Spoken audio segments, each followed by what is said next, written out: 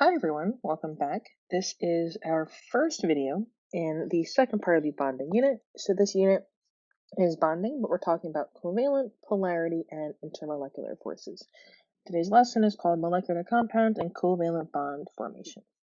So in the last set of videos, we talked about unit 3A, still bonding, but ionic and metallic, and now we're going to finish up this unit with the last three topics. And in this video specifically, we're going to talk about covalent bonds, different properties of them, and how they are formed. So when we're talking about chemical bonding, energy is a big component of that. And so atoms are forming these chemical bonds between each other because they become more stable. Again, we talked about it, with sharing and transferring electrons, but it's talking about really how to make the atoms more stable. And so a chemical bond really is stored energy. And so these two things are important. When a bond is broken, so if we have, a C bond, okay? So if you wanted to break this bond, you need to put in energy. So energy needs to be absorbed by that, and you get C and C. So when a bond is broken, energy is absorbed. But if we're going to look at the other part of it, if a bond is formed, you need, energy is released when you get that. So again, bond is broken, energy is absorbed. When a bond is formed, energy is released. And so the compounds have lower energy than the atoms themselves. And we're going to spend more time on this too. So here's an example of NaCl. So we have Na, we have Cl. So we can see that a bond is going to be formed between the NaCl, bond is formed, and we know energy is released. So when you're making this compound, energy is released. Now, if we have the other compound, N2, this is a solid compound, and it's being broken into N and N. So the bond is being broken, and energy is being absorbed. So if you think about it like this, there's a four-letter analogy that I love to use, and it's BARF. But what do you think BARF stands for? Given this, what do you think BARF stands for? So BARF means break, absorb, release, form. So when you break a bond, energy has to be absorbed. When you release energy, a bond is formed. So we'll talk about this more in class, but if you think about it, if you clap your hands, you're bringing your hands together, you're forming that bond, and you hear a clap. Now that is sound energy being released. So when you clap, you are releasing that energy, forming a bond. Now, if you wanted to pull your hands apart, or if you had somebody else pull your hands apart, they need to really, really pull and put a lot of energy into your hands, so your hand need to absorb energy so that bond breaks. But the way to remember it is BARF. Break, absorb, release, form. Okay, so just a quick review on ionic compounds. Again, ionic compounds, we're talking about electrons being transferred or given away, and it occurs between a metal and a non-metal. So here's an ionic bond. This electron gets stolen by a different element. Now the one that loses the electron becomes positive. The one that gains the electron becomes negative. Positive and negative stick together. So ionic bond is the transfer of electrons. But when we're talking about covalent bonds, what you'll see here is that electrons are not transferred. Something else is going on. So first, before we even talk about this, we're talking about covalent bonds. But what does co mean? Where have you seen co in the beginning of a word? So we'll get into what that means in a second. But covalent compounds, or we like to call them molecular compounds, they're held together by covalent bonds. And so the difference between a covalent bond and, let's say, an ionic bond is that in a covalent bond, electrons are being shared. So there's sharing of electrons between nonmetals. So if you think of a covalent worker, or you cohabitate with somebody. You're doing that together. So covalent bonds, they're sharing the electrons between the nonmetals. So the last sentence, the electrons of one atom are attracted to the protons of the nucleus of another atom. So basically, they're just being held together by the sharing of electrons. Like, oh, you can hold on to it for now. We'll hold on to it together. And so when you have these compounds that formed by covalent bonds, you have the term molecule. So that's, the textbook definition of a molecule is a neutral group of atoms joined together by covalent bonds. Now, we've also talked about diatomic molecules. And even though at that point we didn't talk about the type of bonds that form them, they're all nonmetals. So those are diatomic molecules with those covalent bonds. And so just to kind of reiterate this, the diatomic elements that exist naturally, H, N, F, O, I, C, L, and Br.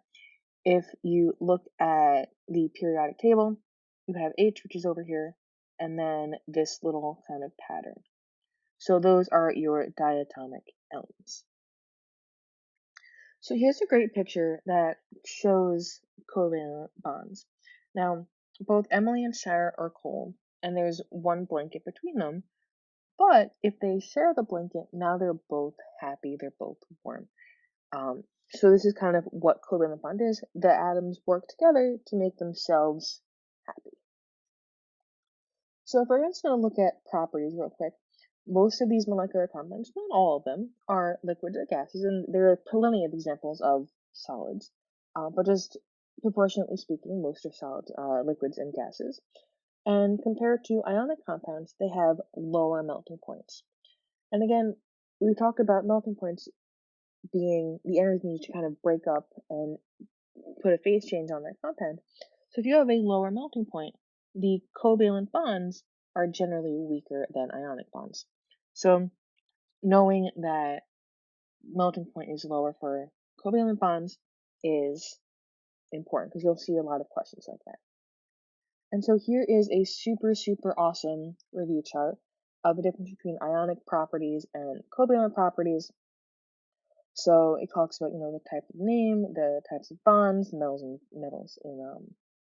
the types of elements involved rather, and all this other stuff. So great summary chart. So if we get into this a little bit further, now that we have, our compound, our molecule is formed, we can look at it a few ways. One of them is the structural formula. And so what the structural formula does, it shows the structure of that compound, or, how the atoms are arranged.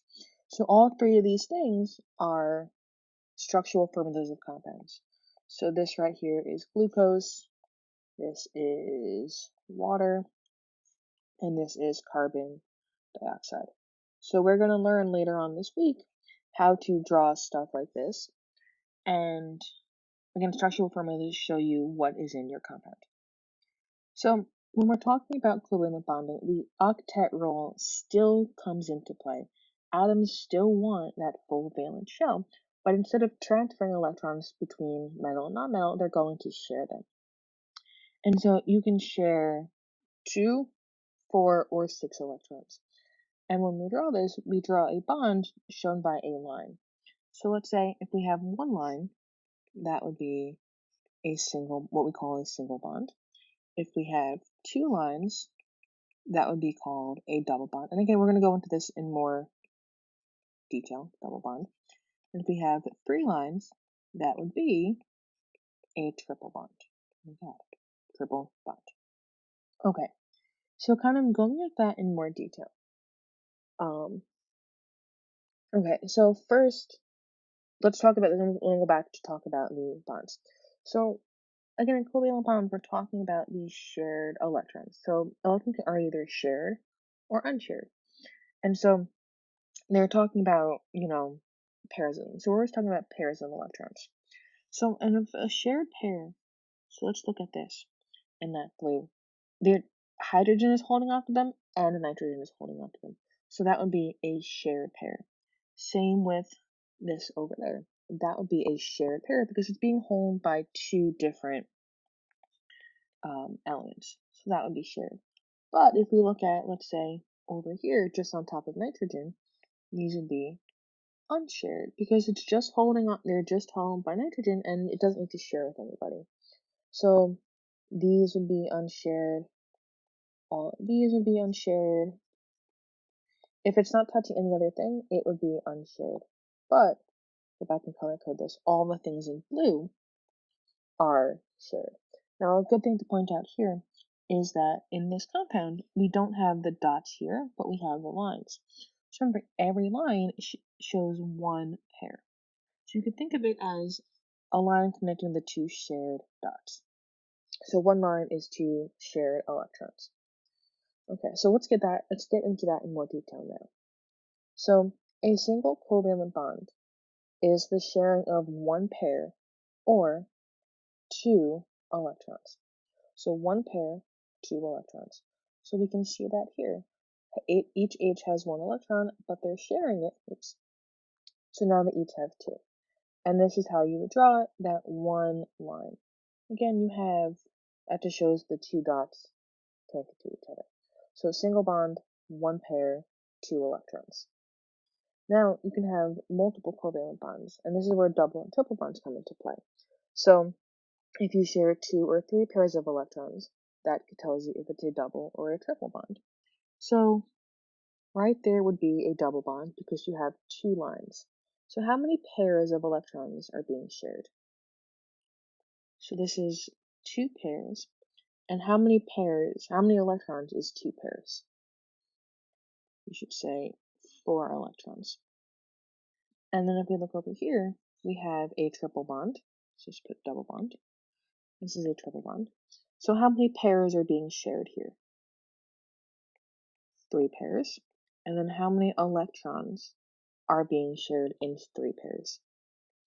So you should say 6 electrons. So it's important to know the relationship between pairs and electrons because they like to ask you either way. Okay.